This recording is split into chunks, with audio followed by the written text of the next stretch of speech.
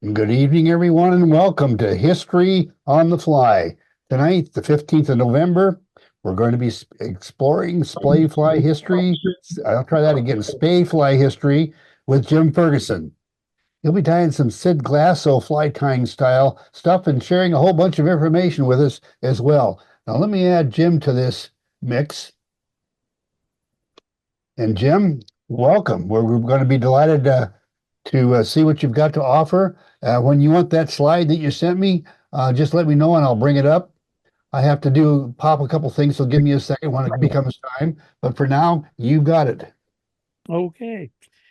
Well, when I thought about what topic to talk, when the history of flies, and it just hit me that there's a connection between the traditional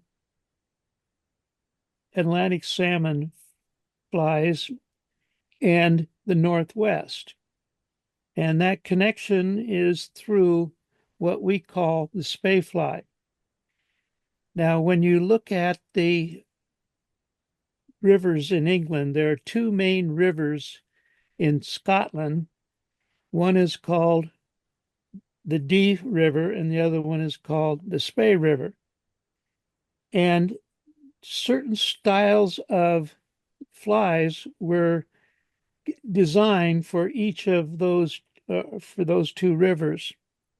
And there's some properties of the Spey River that are mimicked by some of the rivers in Northwest Washington. And when you look at what we call a classic Atlantic salmon fly, you get something like this, where you have kind of a married wings and a whole bunch of feathers, and you've got quite a uh, distance up and down on that fly. And some of the changes, partly because of the time involved to tie them and the expense of some of the ingredients, they started to readjust. And so here's the same fly, but it's got the hair wing instead. But notice the size of the head, extremely large compared with some of the others. And I've got a picture here, not a picture, I've got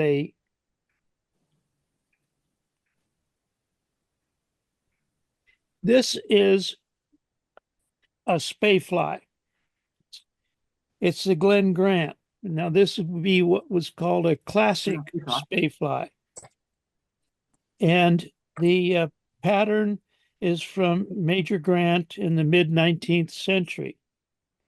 And there is some variation in it that the variation is that I didn't down here use hair and I used a blue-eared.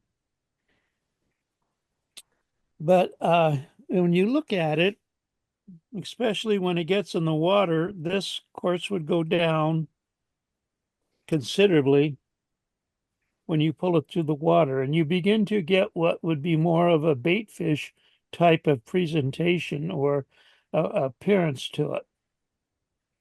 And rather than having married wings, there's sets of jungle cock on the side, and it looks almost like there is another feather in the middle in there, two feathers. So they became more of a feather wing, a rather single feather wings for the winging of these flies.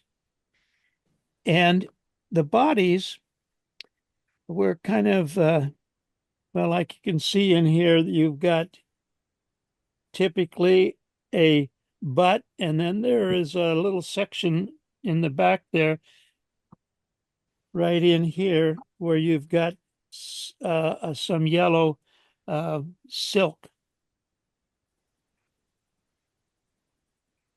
And then you've got your ribs. Pardon?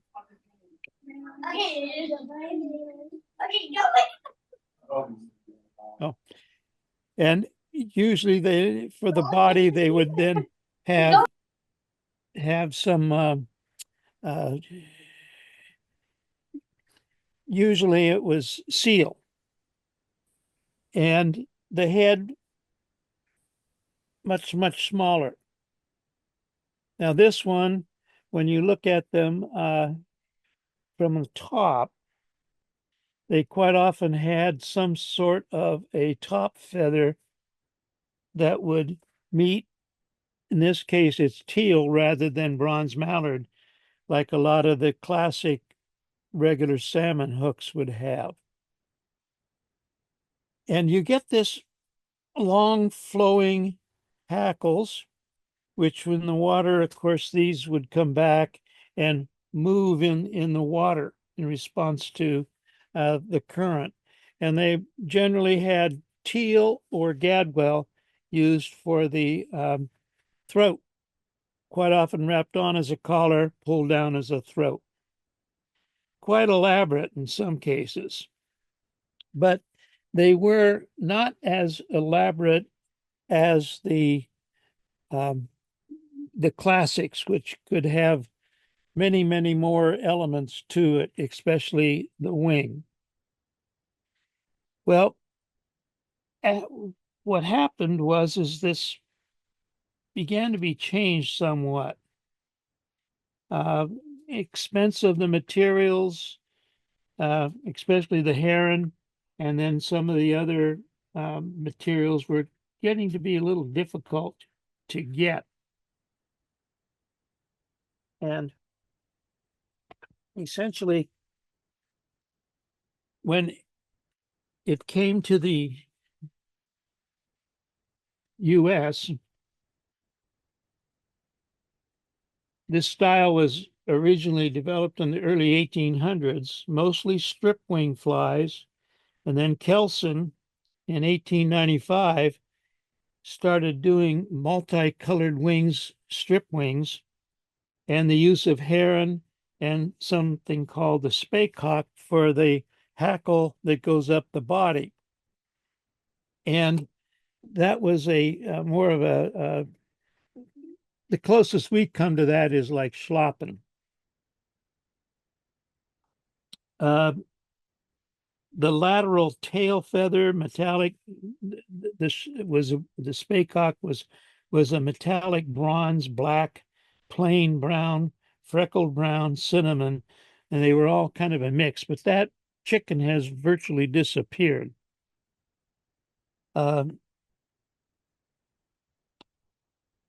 You started to there's a Crossfield in 1883 and 1905. He started basically skinnying down a lot of the dressings, and wings tied in series of bundles rather than all from the front of the fly. Eventually, the pattern got to the US, and when we got a hold of it, we started to change things considerably. The 1970s, the hair wing was very little interest in Spey style. We originally had on the West Coast more steelhead patterns that were bulky. A lot of them were hair wings using bucktail for the winging material, and it's real hard to get a small head with bucktail. Well, there was a fellow called Syd Glasso. He lived in Forks, Washington, and in the Northwest Washington, he was trying to come up with some patterns for winter steelhead. And the waters there, they're cold, quite often stained or dirty. And so his patterns became sparsely tied using bright colors, long flowing hackles, low set wings, and very tiny heads. And let's see if I think I got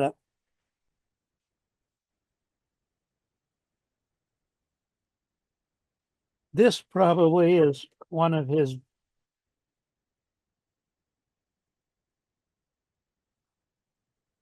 better known patterns.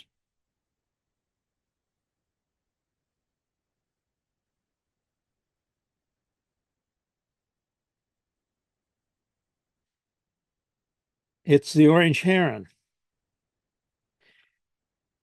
with the substitute. Instead of heron, I've got blue-eared pheasant. Now, when you look at this fly, you'll see that it's bright with the orange. And the oranges that we have today are a little bit different than the oranges that was available to Syd when he first started coming up with a lot of these patterns. But orange and chartreuse green are two of the colors that tend to be seen further distance in the water. So when you start looking at the murky waters and stuff, that color tends to be seen further away than some of the other colors that you have. And now we have dyes that go with the UV stuff, which really brightens them up. But a lot of those colors were not available to Syd when he was tying. The type of hook that is used, the classic Spey from England, they used pretty much a straight shank on it. And Syd kind of got together when he met Alec Jackson, and he looked at his hooks and he started tying some on his hooks, and there's quite a drop off so that it goes back and then starts to drop off. And then there's a couple other people that got involved with hooks. Dave McNeese, he came up with his blue heron hook, which again has a fairly good drop off, but has a little slightly different angle at the eye of the hook. And when you look at the different hooks that were available, you've got all sorts of hooks. This is the blue heron hook. That's a size 1 that McNeese came up with. And when you look at the head, you'll see that the angle is much less. Doesn't go up as high as the Alec Jackson hook. The other thing when you're looking for a hook you might want to consider is to get a small head, you've got to have some fairly small wire at the front. And you'll see that what on this hook, you've got a return loop, but it goes down a fair distance on the hook. But it is also tapered so that just the diameter of this return loop right where the needle is a smaller diameter than down below on the main shank. And I've got a sack here of different types hooks that probably about 8 or 10 or 12 different hooks that could be used. When Syd was tying, he was a very, very good tyer of classic Atlantic salmon flies. And from that, he was looking at those patterns and then decided he wanted to go to more of the Spey style. And this is the Spey style that was more of a classic. And then this one is one called the Gold Reach. But that's what the Spey style became. And then on this one, however, you'll notice the wing was bronze mallard. And that was Syd's contribution, was to get the feather for the main wing. Now, when you're looking at these flies and you want to evaluate them to try to decide, one of the things you want to do is for the Glasso became a Glasso style, which basically replaced and changed the tying style of quite a few steel headers. You still have a narrow body. You don't have the big bulky bodies. You do have ribbing, and you've got a long flowing body hackle. And then you've got either teal or gadwall for the throat. And this feather wing, when you look at it, most of Syd Glasso's would not go past the back here. And on this one that I tied, you'll see that the wing does go back a little bit past the bend. And I probably would have to say that, okay, this hackle is too long. It probably should end about in here. And the throat on this one is also too long. Probably should end more, almost a little bit, shouldn't probably go past the bend of the hook. One way of evaluating whether or not you've done a good job on the wing is to turn this thing so that you're looking right down the top. And those feathers should follow the line of the hook shank. And then in terms of head size, his were probably smaller than what I've got on here. And I've also got more space up front than most of his flies. And when I tie a fly and I have too much space up there, I just say, well, that's so you can do a riffling hitch, which means I was not able to do the head right. Now,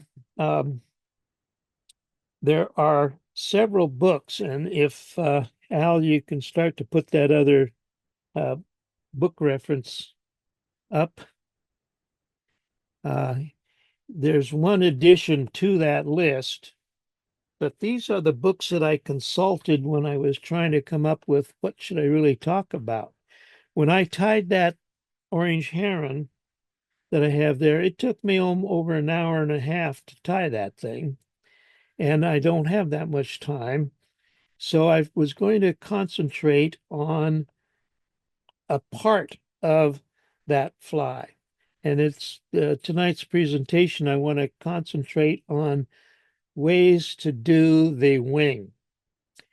That is probably the hardest part of tying a Syd Glasso style fly, is to tie that wing on. And the books that I've got, they're not listed in any particular order up here, but you've got that newer book, The Flies for Atlantic Salmon and Steelhead by Trey Combs. And then he's got considerable, and in fact, I think it's chapter 8, just on Syd Glasso. And the same thing with Viverka. And then you've got Spey flies, their history and construction with John Shuey. He'll take you through from the classics through the modern versions of the Spey fly and what it's eventually come down to for the Northwest area and Northwest US and Canada. And the rivers that they used, or that Sid used, that you had the Skykomish, the Kispiox, the Skeena, the Solduck, the Quinault, the Hoe, the Bogoshiel, the Thompson, the Quileute, the Skagit, the Babine, and another river called Sustet. And those are both in the Northwest Washington rainforest area, as well as up in British Columbia.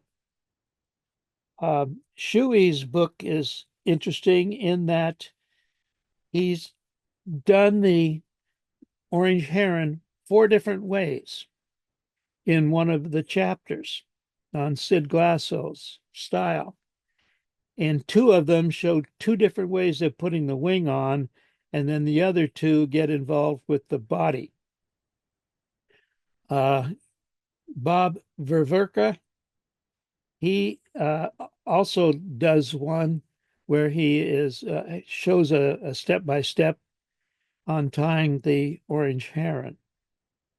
And he uses probably his own hook. He's got a hook that's got a little lower angle on it than Alec Jackson and does not drop off quite so much.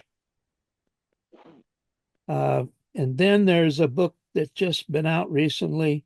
I've got the dates there in 2021, Syd Glasso by Art Lindgren. That one shows you some original flies by Syd Glasso. Doesn't do too much of the tying sequences or anything, but does give recipes. There's one additional book that I didn't get it, and that's put out by Deke Meyer, and it's the I don't know if you've probably this one is a little older, but it's flies and advanced fly fishing for steelhead flies and techniques. And there he talks about Syd Glasso and his contributions and his collaboration with some of the other Wes Johnson, other good steelheader and tires, Wes Johnson being one of them. And they kind of went together and worked with each other. And there's about 3 or 4 other fellows that were involved in taking that Syd Glasso style and coming up with very good patterns, successful patterns. Now, the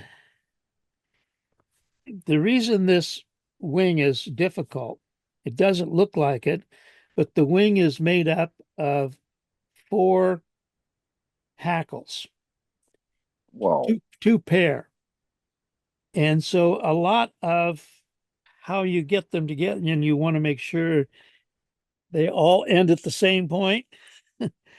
They sit on top, cupped towards each other, and trying to get all 4 of those hackles tied in at the front without rolling isn't that easy.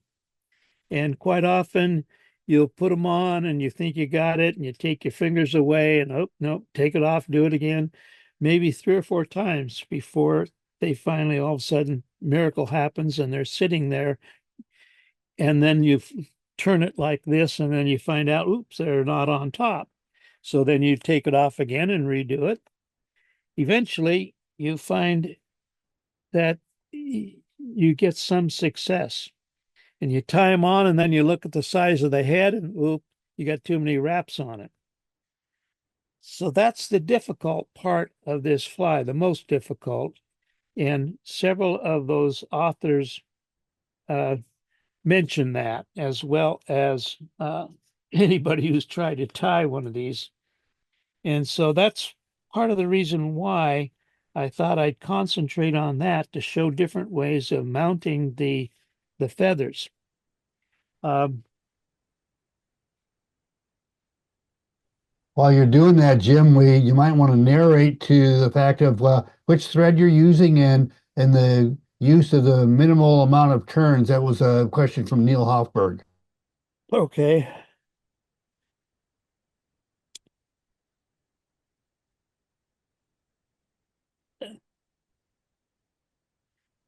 See if I can get this in this vise without cutting this in. There.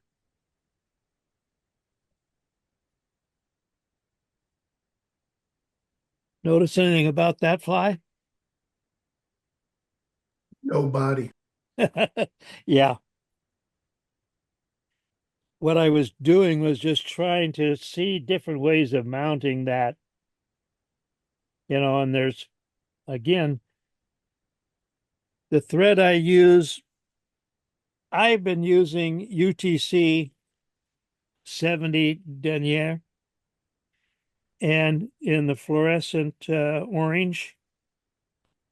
I also have been using the uni orange in ADOT, the green label one. Sometimes for an underbody or whatever, I'll use the UTC, the white, and I'll use that's in this, the 70 weight. In terms of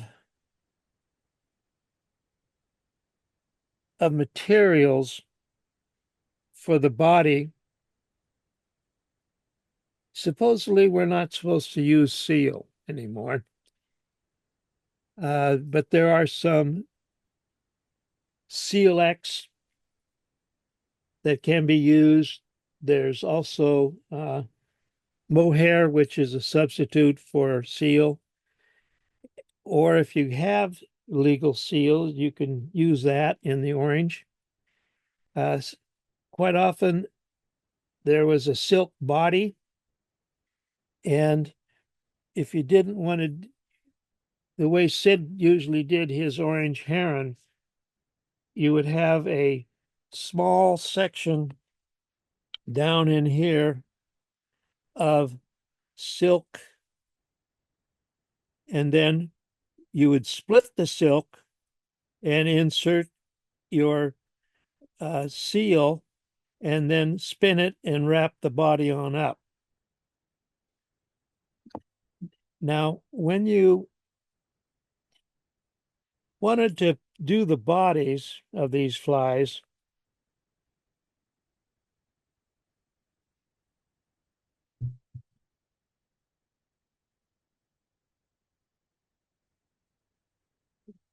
they followed pretty much the formula for most Atlantic salmon bodies.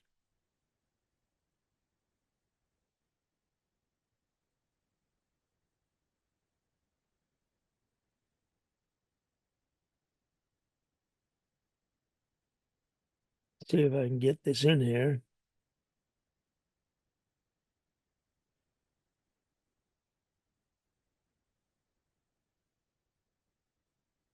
Without,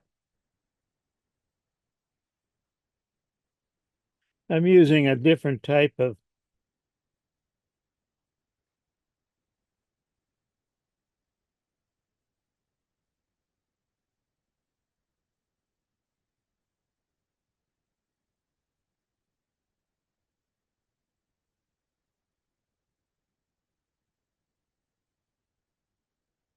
I'm having trouble getting that opened up. There's a general rule when you're putting elements on a hook. The first item you tie on the hook is the last element to bring forward. Or you can also say that the last element that you tie on is the first one you wrap forward. So when you're trying to figure out, well, how did they do that? Well, sometimes they had one rib. Sometimes they had two ribs. Quite often you would have a flat followed by an oval, and then you would bring the hackle. If you had a body hackle, you would bring it up right behind that oval so that the oval thickness protected the stem of the hackle. And then sometimes you would have a third wire, and you would counter rib that over the hackle so that if by chance that hackle got broken, it wouldn't unwind on you, especially when they were using heron, because not only was it difficult and expensive to get, fish's teeth sometimes do quite a job on some of these flies. So then you have to plan out, now, where do I put these things? Well, usually the last one you bring forward there is going to, or not this, forget about the counter wrap right now. Here's the heron hackle. You want it to come out at the bottom. So that's being tied in at 6 o'clock. And right before that, you've got the oval rib. So that's a little bit around at 5:30 or so. And then you've got your flat rib. So that's going to be right around 5 o'clock on the looking down on the front from the front of the hook. The counter rib, of course, wraps the opposite direction, so you don't have to worry about it just as long as you overlap. Now, sometimes they had all variations of doing this, and you find that when you're looking through some of these books, that people sometimes they use that instead of using they do the silver flat, and but before they did the oval, they would bring they would tie on and sometimes even reverse wrap the heron hackle, and then follow it up with the oval. And then I've seen some cases where, and Shuey demonstrated this once, where he did the ribbing of the flat and the oval, and then he mounted the hackle up front and wrapped back, spiraled it back, caught it with the wire, and it was kind of like when you do the elk catus.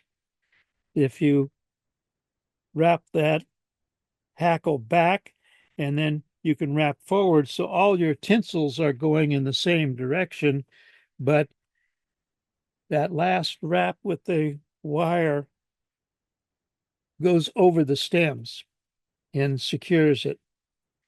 So that's the body treatment, and then maybe they would have a little bit of up front here, or excuse me, the rear end here would be maybe some silk, and then they would split the silk and then add in the orange seal and go up to where the head end of the body would be, and there's another decision. Where do you end the body? And you've got to remember you're usually when you do the hackle, you come up forward and hopefully you'll have a space to do one or a long enough hackle to make one extra turn at the front, tie it off, and then you've got your collar.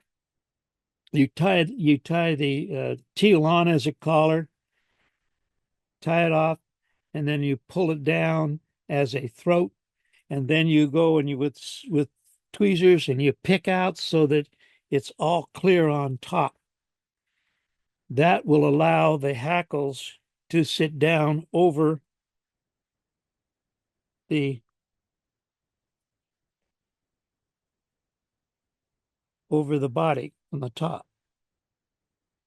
Now, what hackles do you use?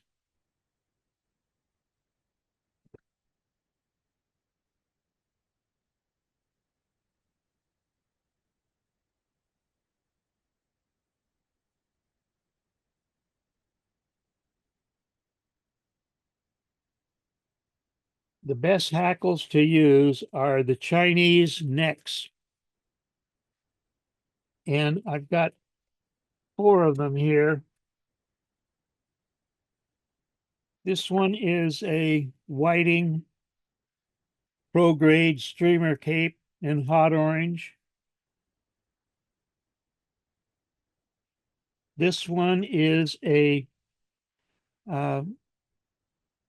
saddle, not to that one, but it's a saddle from a different bird. And then these two are Chinese necks and hot orange. And these are like $9.95, and that whiting was $20.95, 21.95. If you have to choose what you're after is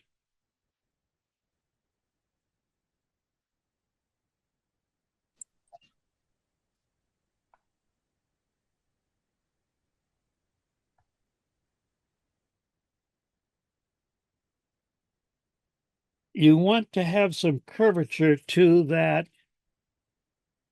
feather. Now you notice that when I held this one up, how the tip goes like this and curves down.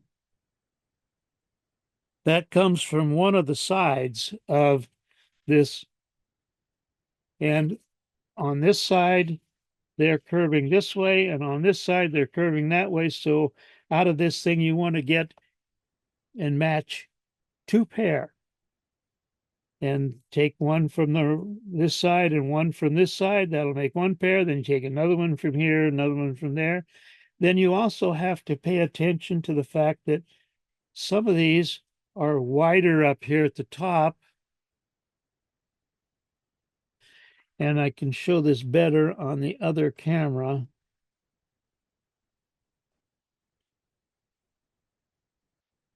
Some of these have sharper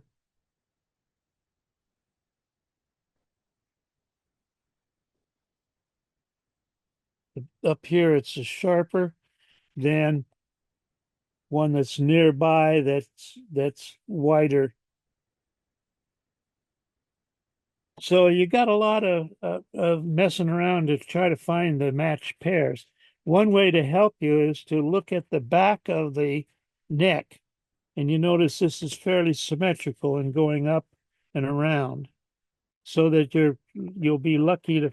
It's a little easier then to find the matched pair. The problem sometimes being is you pull one out over here, and then you got to remember to come across to where it was in and for the other side. This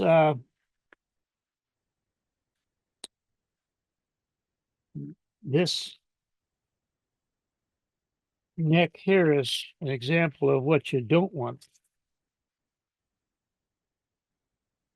And I didn't pay attention when I bought it.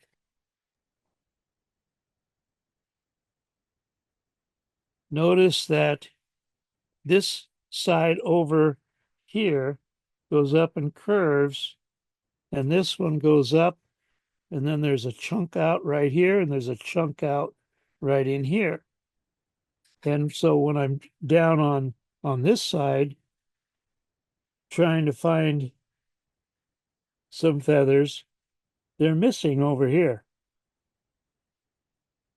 So that's why part of the problem of trying to find matched pairs. The difference, here's one that is from a neck, and here is one that is from the saddle. Now you'll notice there's a little chewed mark on it out there. But notice the weight of the feather really causes it to angle down. The other nice thing about some of these rooster ones, you got a fine stem. And that's what you are looking for, not only curvature and shape, but also you're hoping to find one with a fairly decent small stem, because you're going to do 4 of these things. Now, rather than show you the wrapping of this,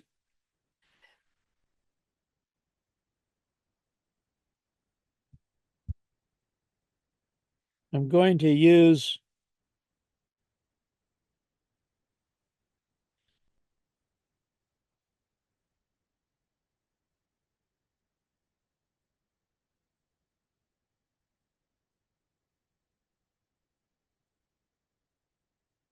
Okay, this is on the blue heron hook. And you will have a return loop, and some of the ways of putting those on, the hackles on, I've already chosen my hackles. Here's two that are on from one side.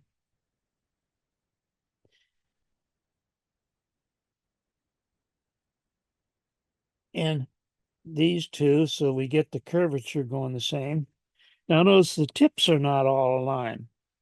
So you got to learn how to pull these so that they match. And part of that is done by prepping this hackle by getting the tips aligned.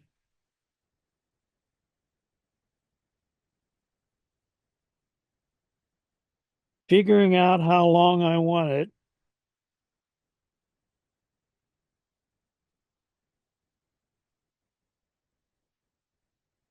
And then stripping off the fluff.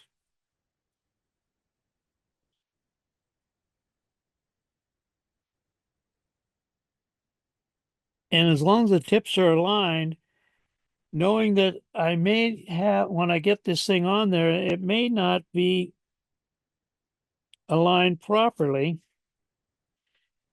And I may have to pull one so that to keep track on the near side, I'll have those with short stems, but the outer one, I will cut longer.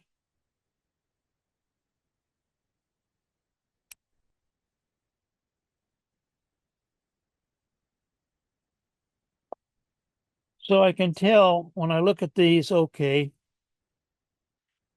if I need to look back here and see if the inner one is too far out, I can grab a hold of it and pull the correct one.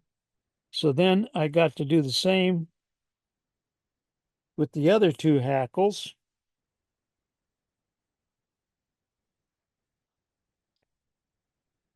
Line up the tips.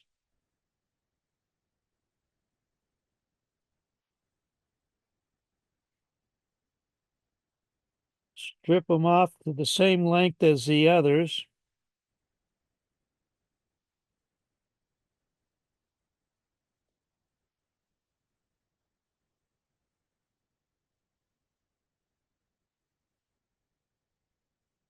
And on the back side, what I'm going to do is make these longer. So again,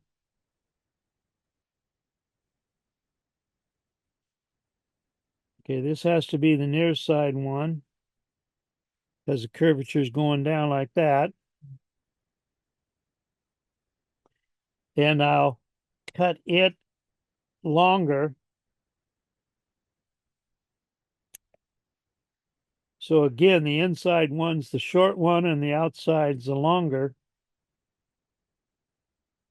Then the fun is to get all four of these together.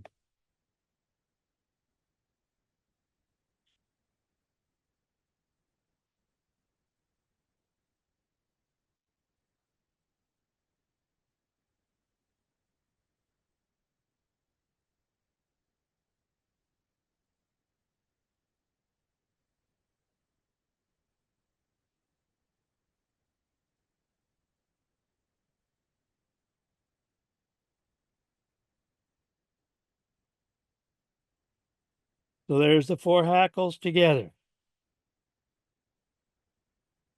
It's often not that easy. Quite often you get there and one will be splayed out or whatever. Now to put these on, there's a couple different ways.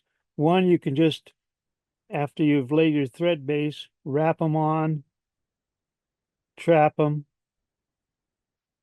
or some go through the eye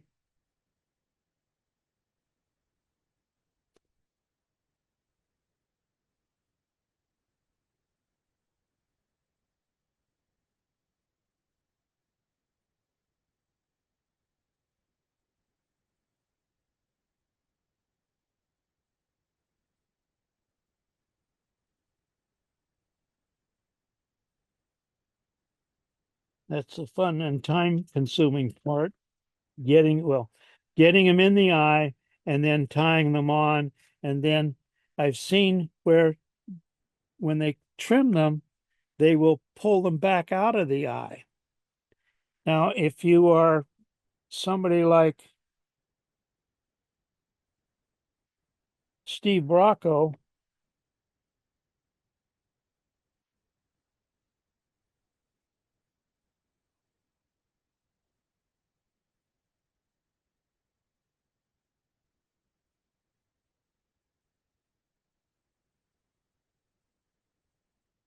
you'll have all four of them in there.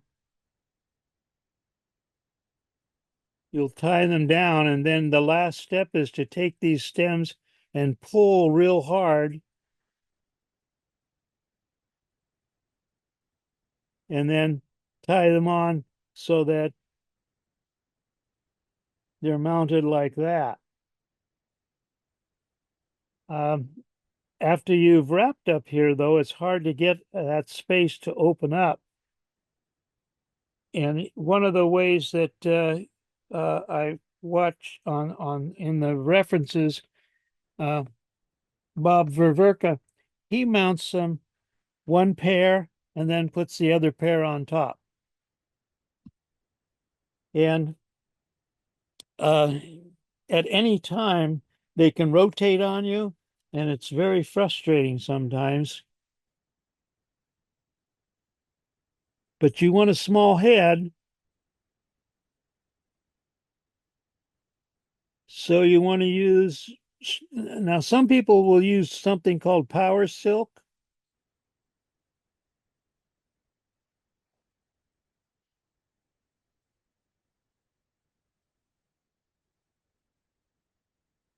And power silk is very strong, and you can get it in different widths.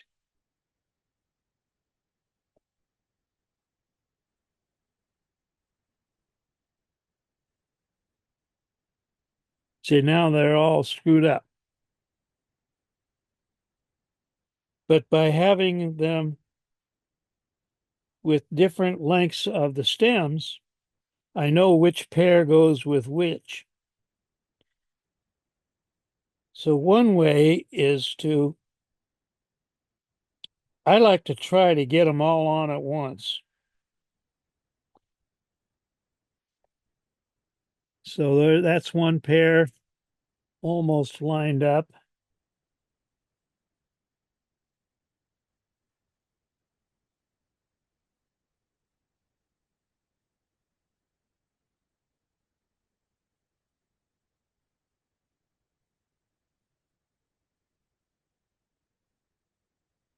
And the other pair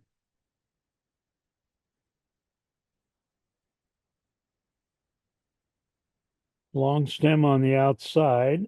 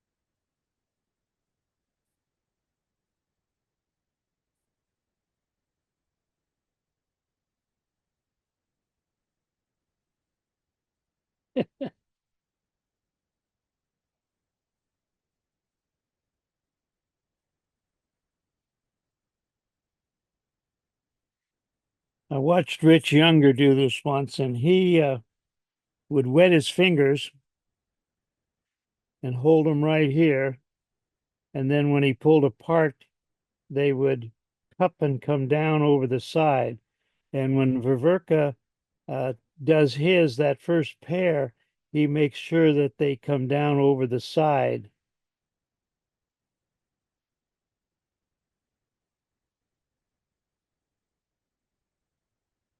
And if you can do a soft loop up between the fingers and down, now notice how this is much longer. You got to decide which side of the hook that's supposed to be on.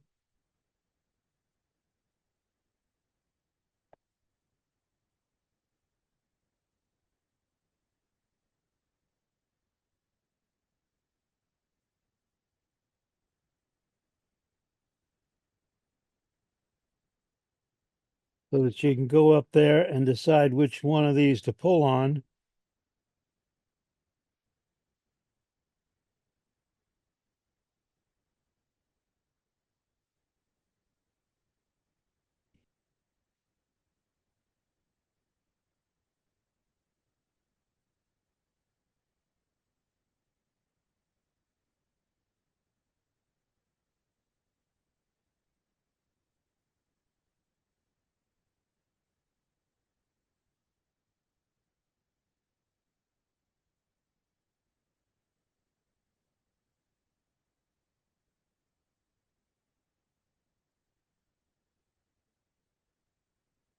And one of them's completely on the wrong side.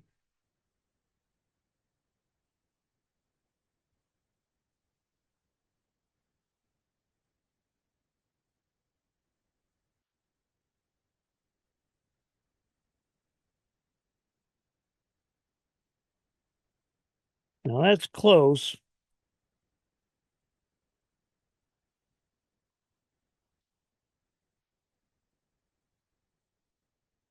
They're going up, soft loop, pull.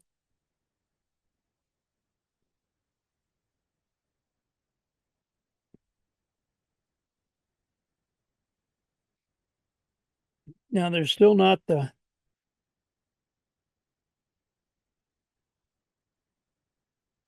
these are wanting to separate, but hopefully you can sometimes pull these underneath so that you're tying down those first wraps along the side. Now, what we're going to do is, it doesn't look from your view, but when you look like this, you can see how separated they are. And it's almost like this one has come on the wrong side. These two are on the wrong side because you want them to force each other. And that has to do with how I mounted them.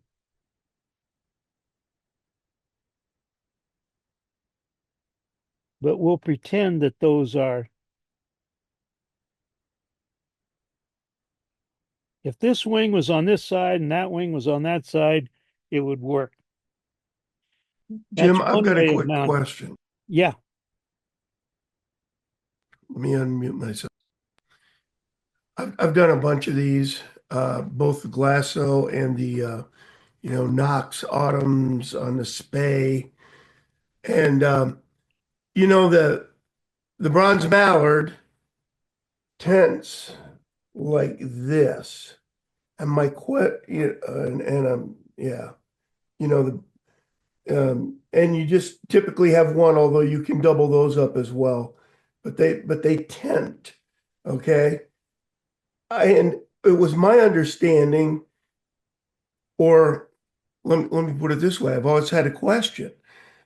Was Glasso with his feather wings trying to get that same tented look, only with feathers, which is very difficult to do. Yeah.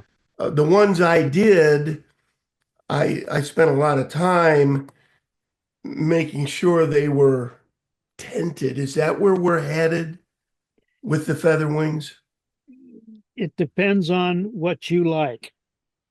Okay. If you look at Ververka's book, he puts the first two pair on and has them down over the shoulder a little bit. And then the other one is mounted over it, but more on top. But yet it will slide and still be slightly tinted, yes.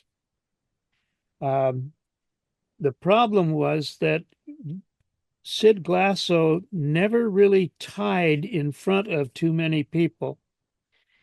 He taught classes, but he never taught his method of mounting these wings. Even Wes Johnson, who was a good friend of his, and they kind of tied together. But when the wings came on, by holding or whatever, nobody ever really saw how he was holding those. Now, I have seen some people that have tried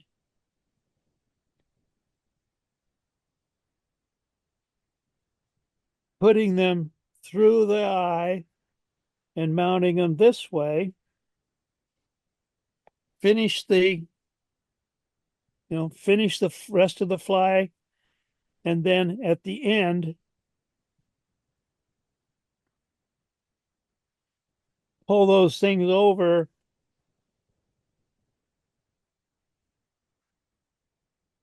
and mount them.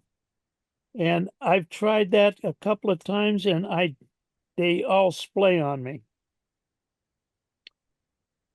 So there's about 5 different ways to put those wings on. And it just takes practice. And I have not tried the one where, and I probably should,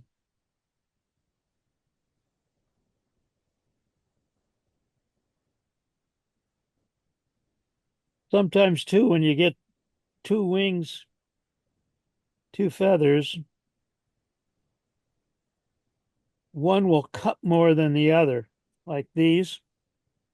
So the one that cups the most, you probably want to put it on the outside so that it forces against the one on the inside.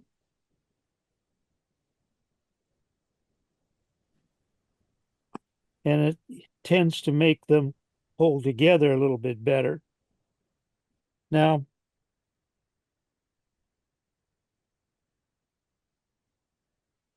here are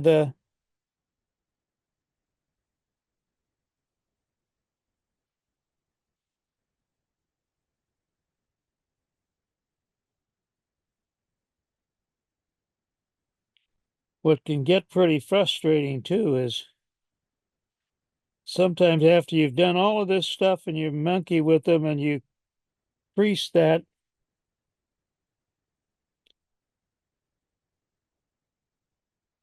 you'll end up creasing one of the feathers, and then once its curvature wants to change directions on you.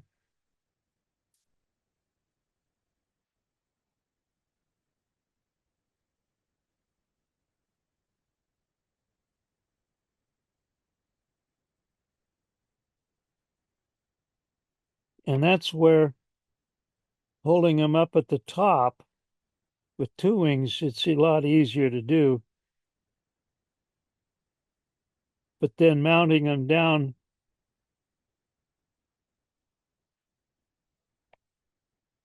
on the side.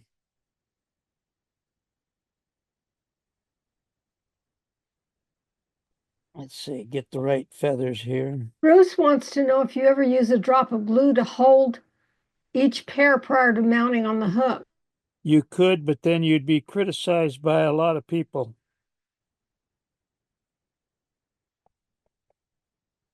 One of the things that there's one fellow who over in Central Oregon, you don't use glue. You work and work and work at it until you find a way of making the feathers do what you want them to do.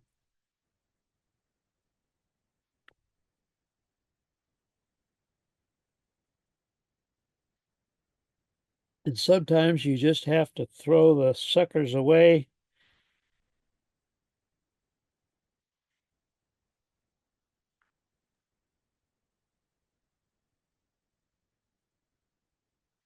And start with another pair. I got several other pair out here, but they're not.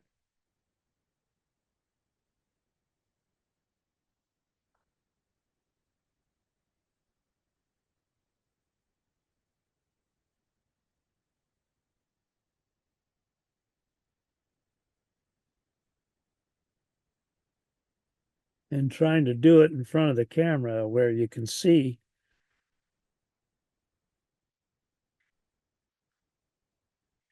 See, I got one of them bent now so that it looks like it's. Sometimes I think the more you mess with them, the worse it gets. Yeah, that's where sometimes.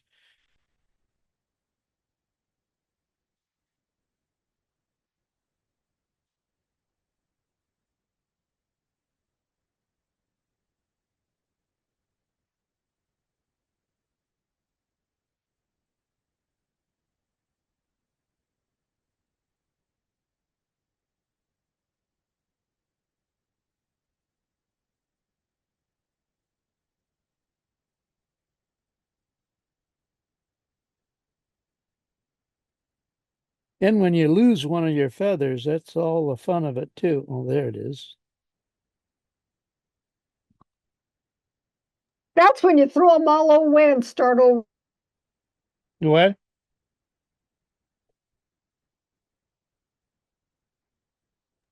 And I know you notice it always happens when you're on camera in front of half the world. Yep.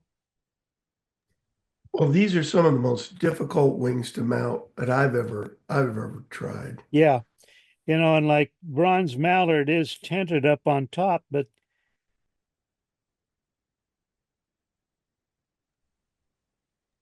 You Yes, this think is it's like a white a black ghost or something, but it's not. It's a lot tougher. I guess this is the fly you would not want to lose on a snag. well, yeah.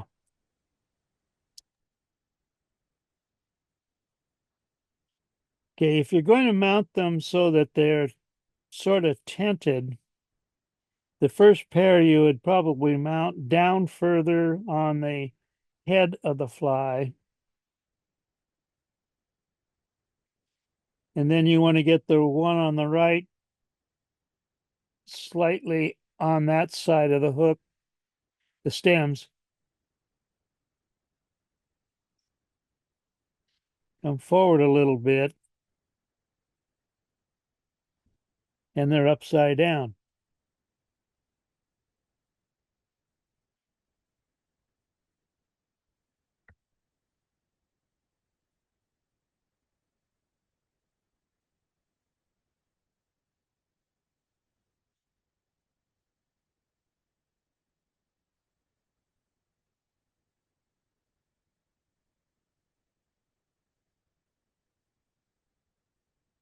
Okay, let me go back to. Eventually, you'll get them mounted.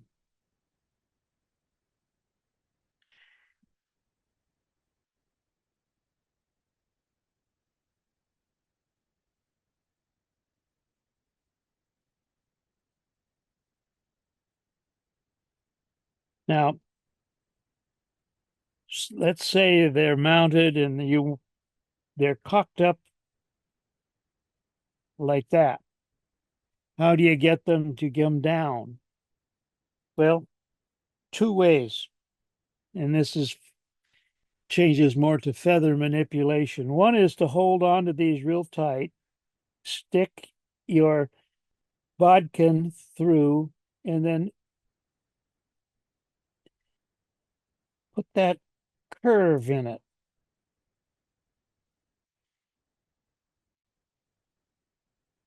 And the other way is to take a lighter and heat that bodkin up a little bit, and then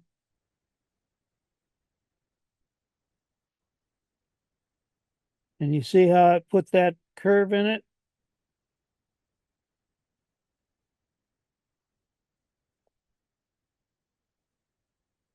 And you do that until you get it, because normally what you have right in here is you've got some body material and you've got your teal tie off. So it's going to try to push that up. But don't worry too much if it's up at a little bit of an angle, because when you put this in the water and start dragging it through the water, that wing is going to go down to give it the profile that looks pretty much like a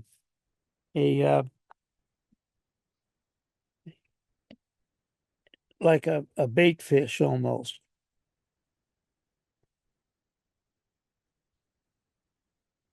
And a lot of these were more or less Sid like the shrimp colors. And you read all of the directions right now, and they talk about hot orange, hot colors. But when you look at some of the materials,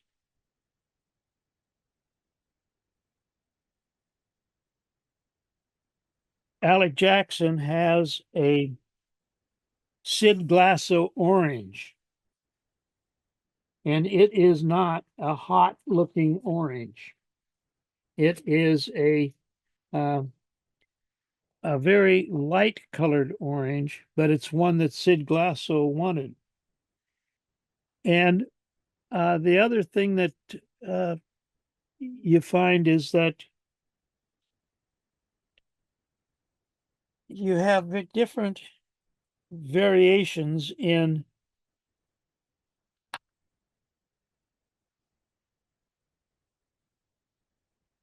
styles.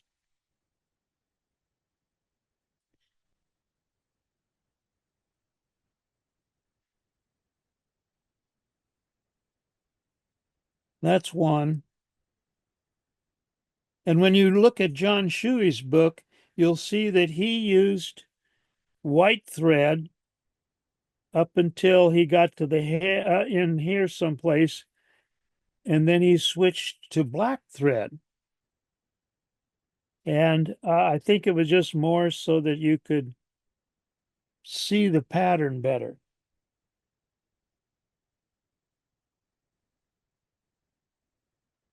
And these have a little wider, and it gives a little broader appearance to the wing. But your goal is to get a small head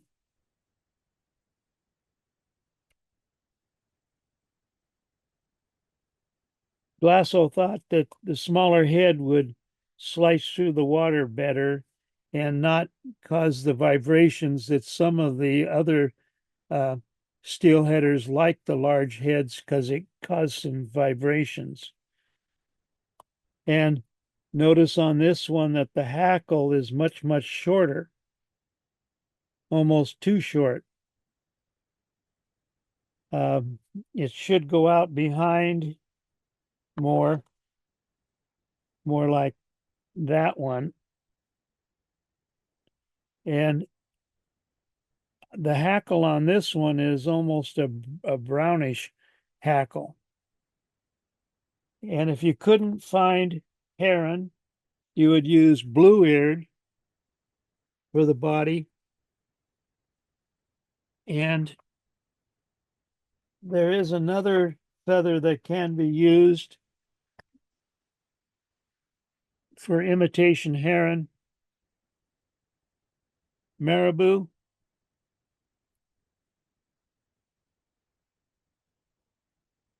But when this stuff gets in the water, there's the black, it really collapses more and does not wiggle and move with the current as much. The other thing that is fun about these flies is if you tie them in by the tips,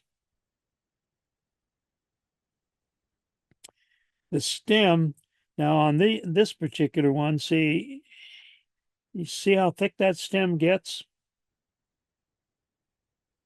And if you can, you'll have this in here in the back tied in, and then it's done, and you pull on it and it breaks with these real fine stems up here. That's when there's one thing you can do to try to keep that from happening. You trim this up across there, and then you cut the fibers parallel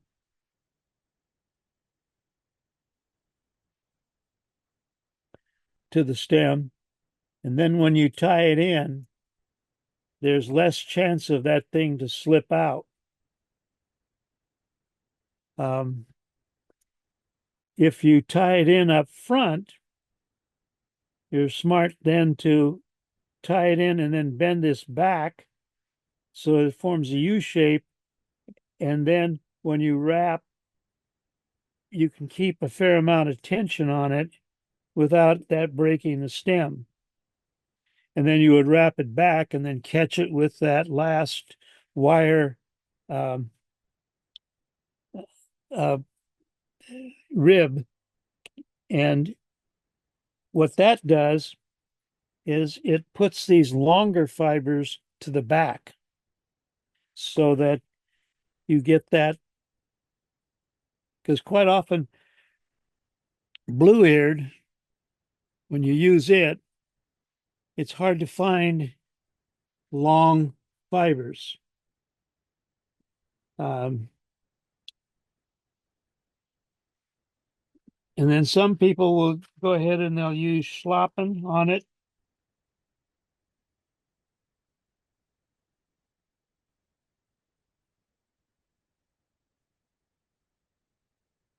And it's hard to find nice long teal. This is why blue-eared is often used for a heron replacement. You've got some fairly nice long fibers. Now the stem does get pretty thick right in here. And when you start tying, you find out, well,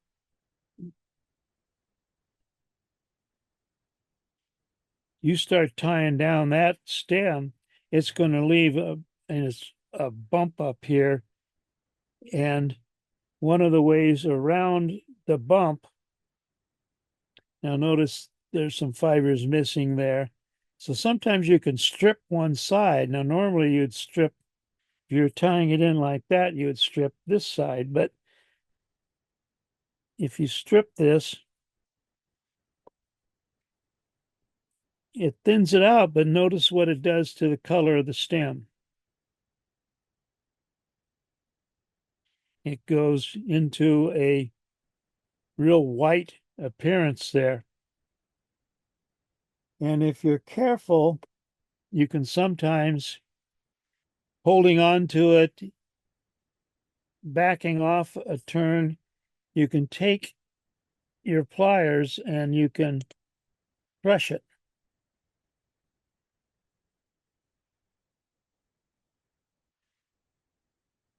And that makes a much smaller, thinner tie-off point.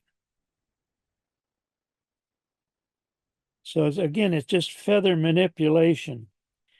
Whenever you strip a feather, notice that you got some of the rachis attached so that you're thinning out that stem.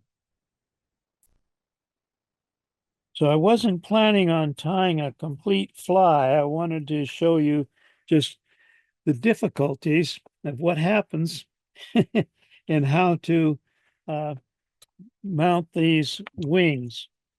Like I said, We were sitting here the whole time you were explaining all that, Jim. Gretchen and I just laughing at each other and nodding our heads because everything just rang true. yeah, I've been there, Jim. Those are some of the toughest wings I've ever done. like here's a pair of feathers that go, but this is using that I'm using the not the neck, but the rump or the saddle, maybe? saddle, yeah. And that's just two of them, but they're wispier.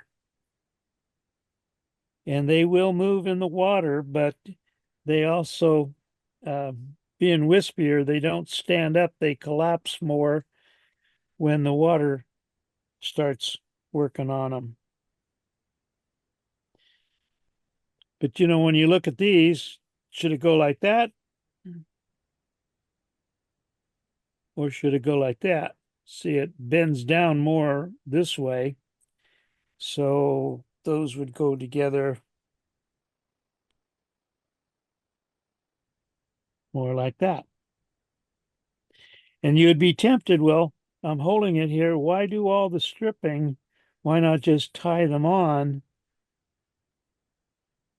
where you want them? It would work. It depends whether you're tying for the wall, whether you're tying for another tire, or whether you're tying for to catch fish. And the fish probably wouldn't know the difference, but if you're tying for the wall, somebody would definitely see that head would end up being too big. And if you're tying for another tire, especially if somebody who's tied these before and they've mastered the way to do it so that it looks good,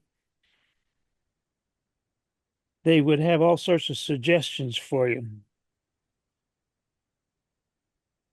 But all you can do is practice and try it, and you don't use inferior materials when you're practicing.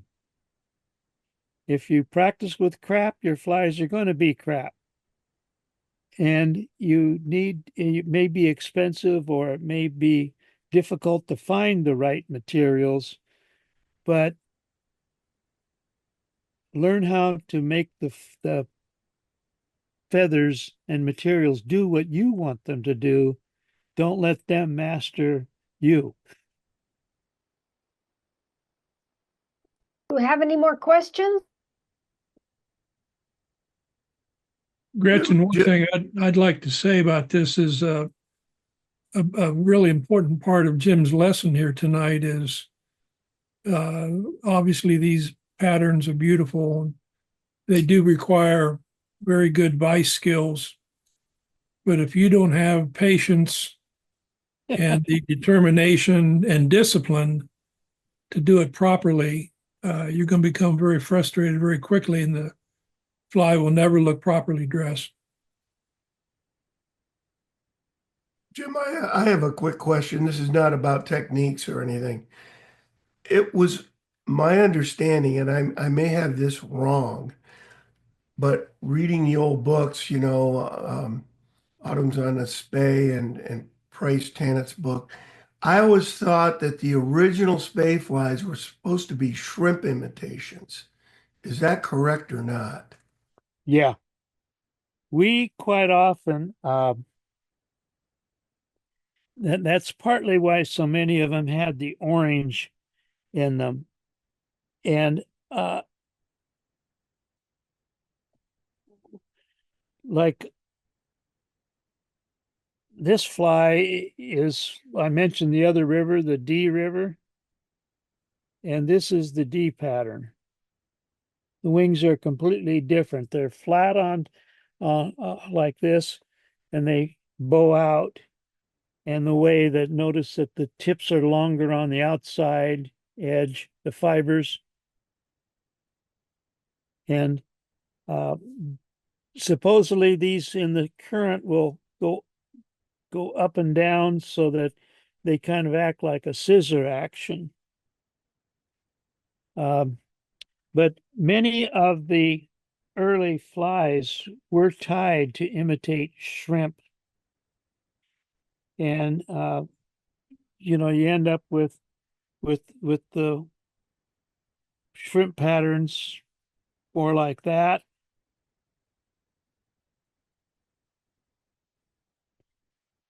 But they also tied some on doubles. And another pattern that was the black dose. And then the Canadians got a hold of it and made the Canadian black dose. It's, for the most part, it was sort of believed that once the salmon hit fresh water that they didn't feed. And so they wouldn't hit bait. Well, that's not really true. In fact, on the Deschutes River at one of the falls there, they will eat in food. But the Spey pattern was more or less developed to work in the water that they had in the Spey River. And Syd Glasso adopted that style and adjusted it for the colors and orange. You know, we think of shrimp as being orange. If you ever see what the color of a fresh caught shrimp is, very rarely is it as orangey as we see them tied.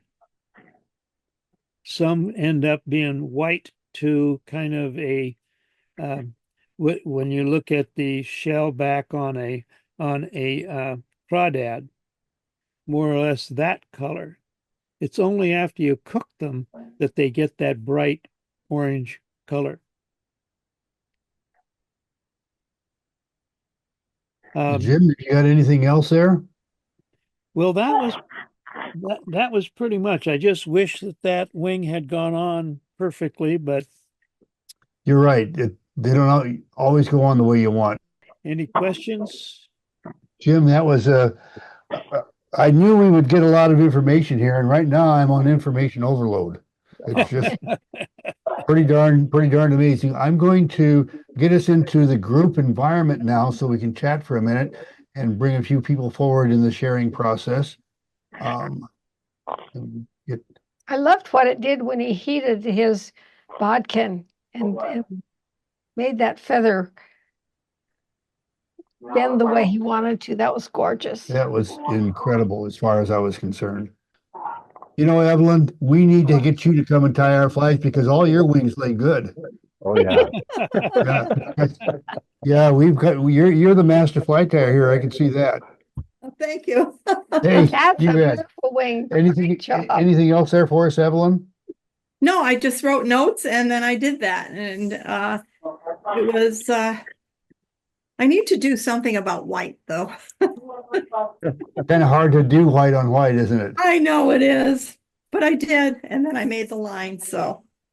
Well, thank you for that.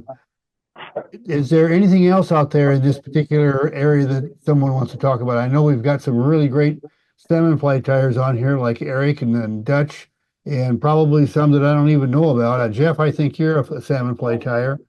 Yes.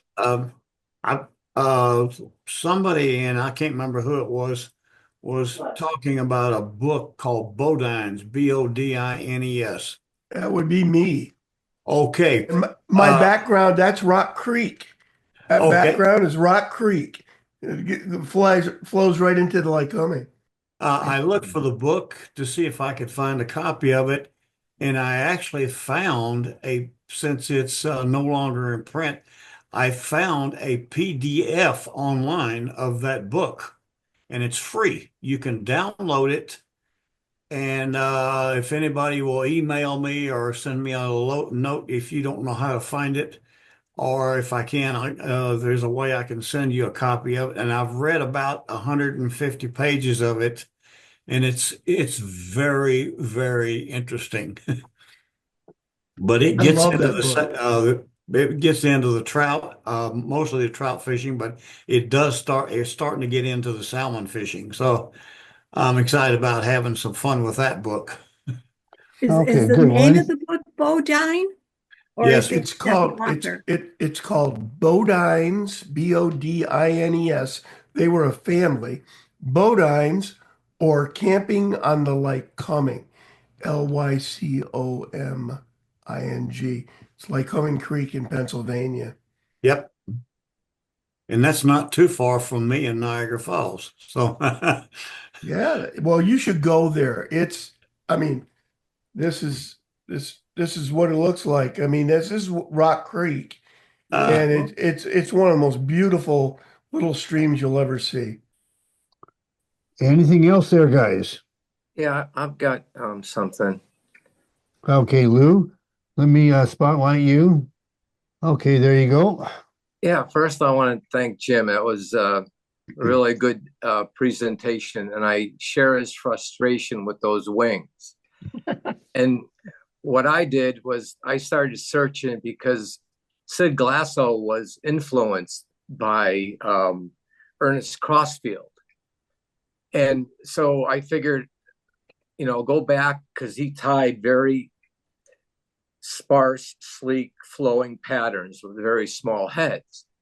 And I came across this book, and it was put out because Crossfield was a great fisherman, a great tyer, but he didn't write a book. He just wrote articles. Well, anyway, I found this, and it shows a lot of the methods that Syd Glasso picked up.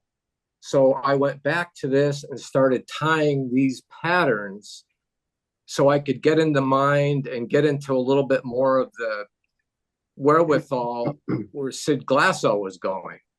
And then he eventually went into the feathers, but it was just it just made me a better tyer also.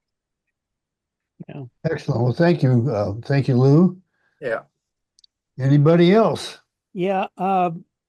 Let's see if I change to this one. There's another book. If you can spotlight. Just a second, I'm getting ready to do it, Jim. Okay, there you are. This little book here, I mentioned it last week. It's titled Glasso Spey Flies. And there's the polar shrimp. The question was, did some of these imitate shrimp? And this particular book, it's Diekmeyer, and the pictures in here are done by Richard Bunsey, the drawings, and then he hand painted or hand inked these pictures that like the one that you're looking at there.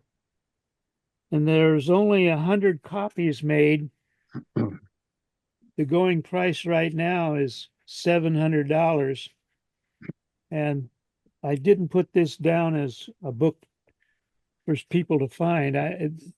I got this at a real good deal, 12 dozen flies of the person's choice. And they weren't difficult flies. They were fishing flies. So, but We're jealous, Jim. yeah, it's quite a book. And then I do have another pattern here.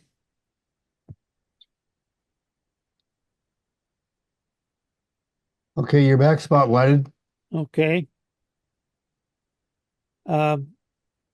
This one is called the pole dancer, but it is a spey-like pattern in the water. When under tension, it's going to look like that. But what I did was I took the back end of another Atlantic salmon pattern that is also used for steelhead, the Undertaker. And then it's got the Undertaker body. And then I used these feathers that you can get now. They're ostrich plumes dyed in these fluorescent colors.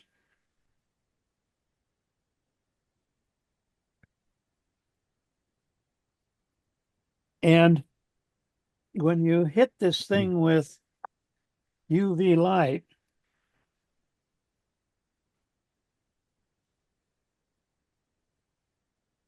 Really jumps, doesn't it? yeah, and all those other colors really shows up. And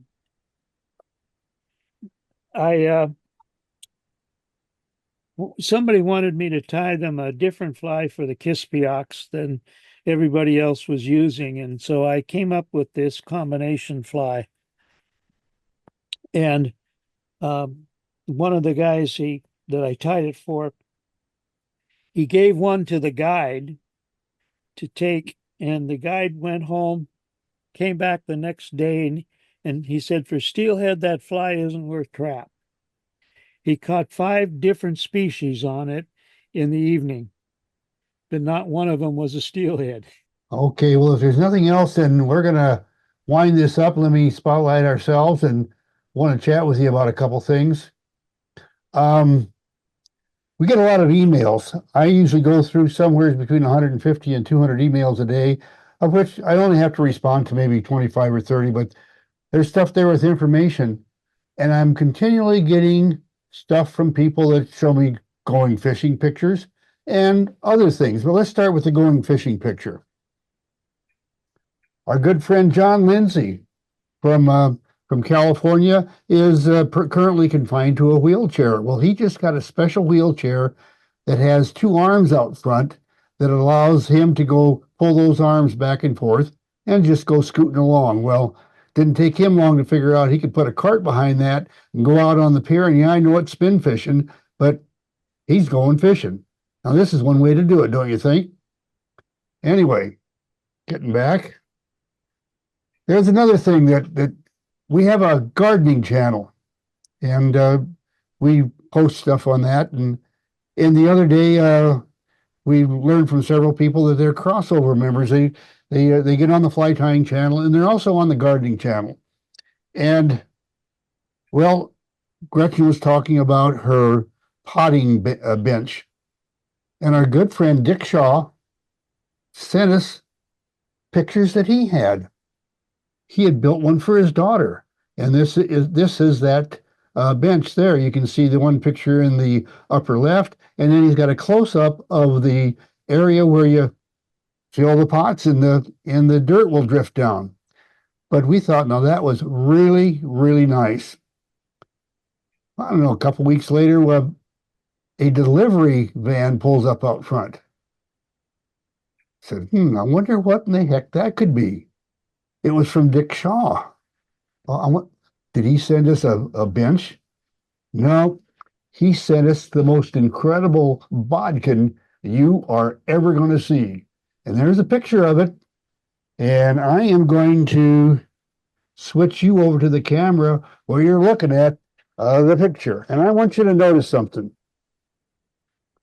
Right there is one of the greatest uses I can think of for a jungle cockeye. It is just absolutely a beautiful addition to an incredible bodkin in an all handcrafted case with a magnetic lid. I just can't tell you how much I love that thing. And my thanks to Dick. Really do appreciate that. And again, thank you for sending that, Dick. And that's it for this time, folks. Thank you so much. Next week, we'll be on deck. We'll see you then.